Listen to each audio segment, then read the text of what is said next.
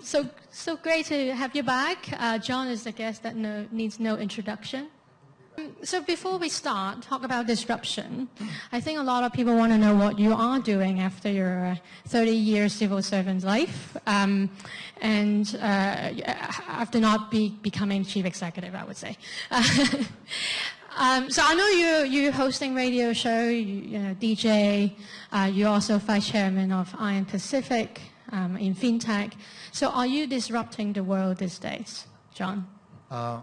At a recent conference that I attended, I was telling people that my aim now, my immediate aim, is to try to change the world before I'm 70.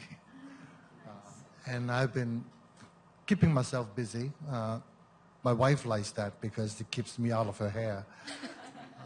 So besides the radio program, besides my work with Iron Pacific, which is basically an investment institution that deals with technologies from Israel.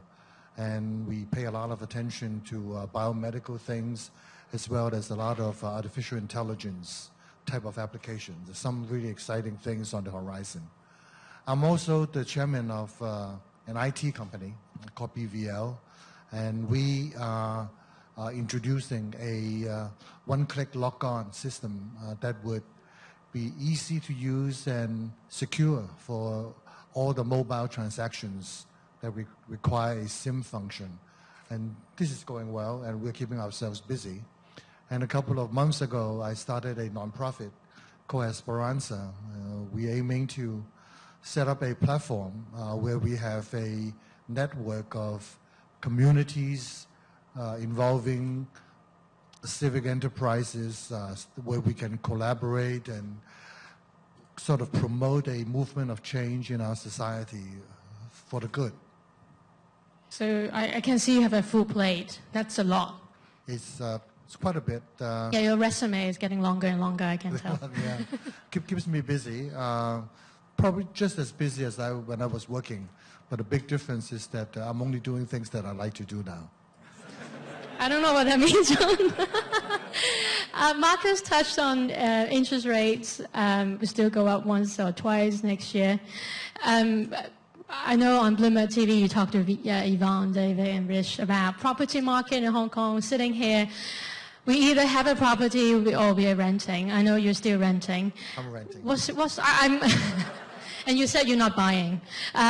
What's the outlook of Hong Kong property market with the interest rate background, with what we are seeing probably a China slowdown? What's your view on that? I think we are clearly in the downward trend.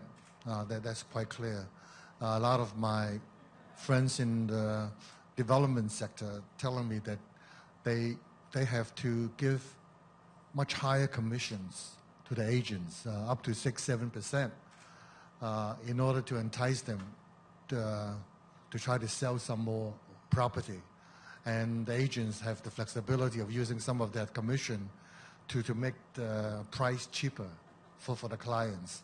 And so I think it's quite clear, and especially with the rise in interest rates, and that is a clear trend. It will definitely rise. The question is really how fast it will rise. And if it were to go up another 2 percentage points or whatever, and probably would happen within the next 2 to 3 years, for a lot of the people who are holding a mortgage now would find it difficult to pay. And I think that's going to be a very big issue, and that domino effect will happen again. I'm sure you're speaking from the experience as a financial secretary. Before we came on stage, we talked about the 10 years when you were the chief of finance in Hong Kong. You talked about stress tests and so on.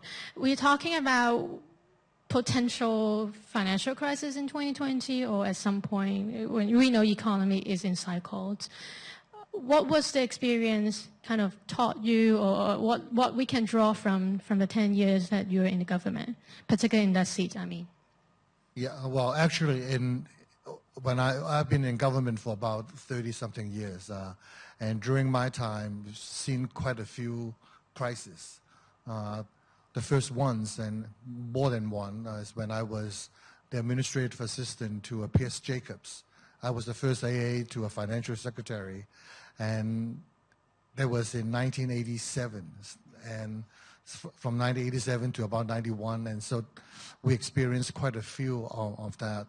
And as financial secretary, we also saw in the past 10 years quite a number of crises. And I think you can, I mean, there are a lot of books written on it, and I'm sure you've read a lot about it, and there are a lot of takeaways from a lot of these very, intelligent thoughts that are conveyed in these books. But to me, what is really most important is really readiness, really preparation.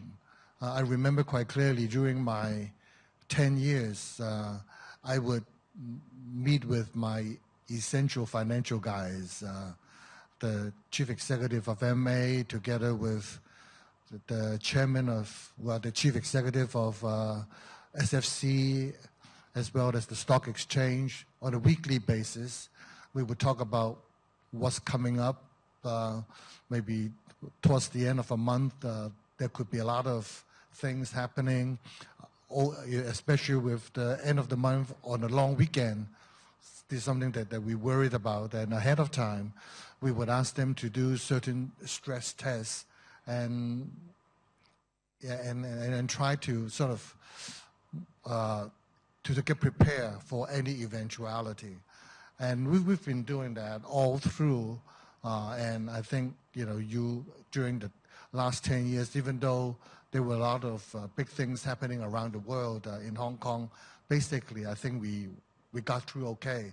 And that's not really without cause. I mean, that was a lot of preparation, and we got a lot of complaints from a lot of the financial institutions about devoting a lot of resources to stress testing and a lot of different things. But I think that kept us on the right keel, and I'm glad for it. So it's a lot of preparation. That's right. And a lot of meetings, I'm sure. I know we have a poll asking our audience, would we be able to do that? Let's try to do it before we get into the topic. I put this up. I'm not saying I'm pessimist, but as I said, economy should be in cycle. Let me see. Will there be a global financial crisis in 2020? John, what do you think?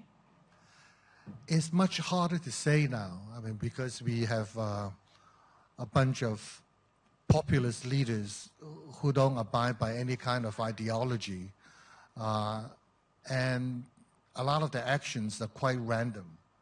And so without that sort of basis, it's really hard to predict, because anything can happen. And as you know, that as was what Marcus have just mentioned, the world economy is going back to this sort of normalizing. And in a lot of that normalization, the trajectory often sort of go beyond the normal level. So we can see that happening. And with that, combining with a lot of the geopolitical type of conflicts and a lot of the... And I think that the societies are changing. Earlier this year, I saw the Edelman Trust, and what they're saying is that people's trust in the major institutions, from government to major business enterprises, even media, is on a clear downtrend. And they're looking to alternatives to provide the proper leadership. And so all these factors combined together makes it a very confusing, convoluted picture, which makes it very difficult to predict. But as an optimist always, I hope things would be better than we thought. Let's see what people say. Who knows? Who knows? They're pretty much with you. So wait till 2020. But you touch on a lot of points. What could be the signs that we're looking for? We just been through the midterms, talk about some random elements of black swan. I think some people would say the President of the United States, sometime when he tweets, it's not as predicted. I think as journalists, it's really hard. We actually have a team that monitor his tweets 24/7. It's not an advertisement, but if you have a Bloomberg terminal, you definitely want to subscribe to that, and you got a ping to your. I have subscription to that, and it's really busy. So what are the signs, and what I do want to touch on Trump if we can. Does it kind of go into the picture of the who knows? It's really hard to tell these days when it comes to finance and the political world.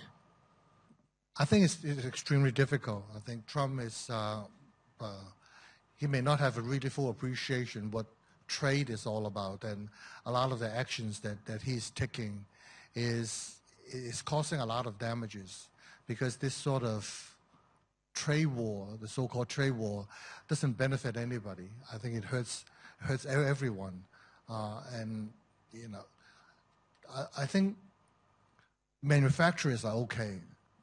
Nowadays, nothing is made in one country. It's always a supply chain, and I think manufacturers are clever enough to sort of change the sequence, and there are a lot of things that they can do to avoid having to pay extra tariff.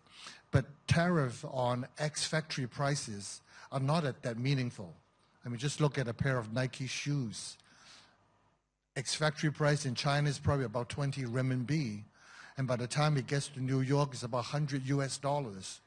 So who's making all that money? I mean, a lot of that money goes to Americans, actually. You know, it was in the branding, in the promotion, the PR, all of that. And these are the people who are hurting.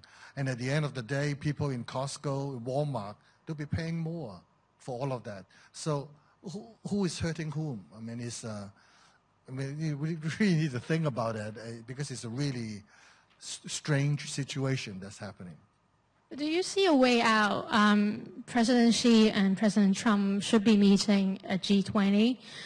There's a lot of talk whether there will be an agreement or some sort of way forward. Do you see that? I don't think there's anything in the world that cannot be resolved. But this is not really an economic issue. It's clearly political, clearly geopolitical, and they need to really look at it from that perspective. For a change, socialist leader is talking about multilateral world, whereas the free world is talking about a unilateral world. And I think that is quite ironic. And if we were to go back, to give a bit more muscles back to multilateral institutions such as the WTO, I think we are for the better of it. And so I think we need really to think more about that multilateral type of a situation, and try to eliminate a lot of these bilateral conflicts. I think the situation could greatly improve. We can open up for questions if any in the audience want to ask John a question. Anyone? We have a mic ready.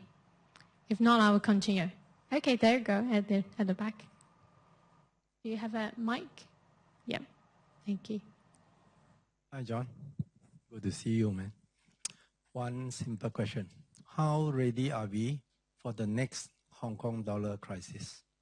How ready are we for the next Hong Kong dollar crisis? Yes. So you're referring back to probably... You're talking about the link? The pack? Hong Kong dollar pack? As I... Yeah, we can do it under poll. Every time we see an inflection point, up or down, people ask that question. But the PAC has been with us for the last 30 years. We've gone through a lot of different crises, and we've come out of it okay. And we have a very strong position. And for a small economy like Hong Kong, we have no other choice but to be pegged to a major currency. The major currency is one that is largely used by the business people in Hong Kong for settlement. And there is no other choice. Some people suggest that maybe we should peg ourselves to a basket. It's difficult enough to manage a link to one currency. If you have to deal with a multiple of 5 or 6 or even 10 currencies, it's a nightmare. I really don't recommend that unless you don't tell people what your basket is.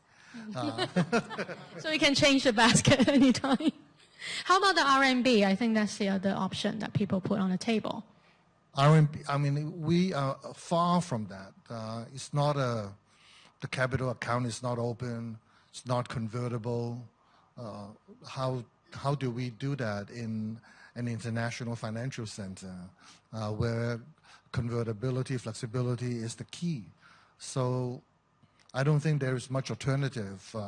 Just thinking about it, talking about it is senseless at this time. Great. Thank you, John. Another question from you, audience? Not yet? Oh, that's the one. Yep, at the back. The lights can't see you. Hi, John. So last year, I think Marcus brought up the fact that we're talking about Bitcoin, and this year it seems a lot about populism, trade wars. What are some of the risks that you think 12 months from now that we will be talking about that are not being paid as much of attention to today? Can you repeat the last bit? Sure. What are the things that you think should be top of mind that aren't being discussed enough today? I think something that's really important now is education. Because what we have now is sort of a 19th century curriculum that was intended for an industrial age, taught by people in the 20th century to prepare children for the 21st century. So you can see a lot of disjuncture in that. So I think that is something that's primary for us to prepare for the future. We are not well prepared now. In a couple of decades, 80% of the current jobs will be gone. Of course, there will be new jobs that would come into the market, but we need new skills for those. So how do we get ready for that? I think that is a more essential question for the world. And you're working on that, right? You have a view on, you have a This is one of nonprofit. the features that I'm working on with my nonprofit, which is called Esperanza, which is basically a Spanish word that means hope. Because we want to reinstill, reimagine what hope can do for a society like Hong Kong. And we're working on education. We have just done a prototype with an institution called Teach for Hong Kong, and I'm thinking about the next step. And I think what may be interesting is to deal with the job mismatch that exists in corporates. Sometimes corporates cannot even articulate what skills they're looking for, because these are people they don't really know yet. Actually, nobody knows. Some of the jobs that we need to do in the future doesn't even exist today. But how do we prepare for that? But there are a lot of macro things that we can do, like collaboration, like communication, some of the soft skills that are essential that are missing right now in our school systems. I think STEM is a very good example, right? A lot of people talk about that, and in news we also deploy automation to write news now. So as journalists, we have to be we have to exercise news judgment so that we're better than the machines. Even have anchors that are AI now. Right? Oh yes, indeed. That's a bit creepy, but yes, indeed. Yvonne in the room might be like thinking about it.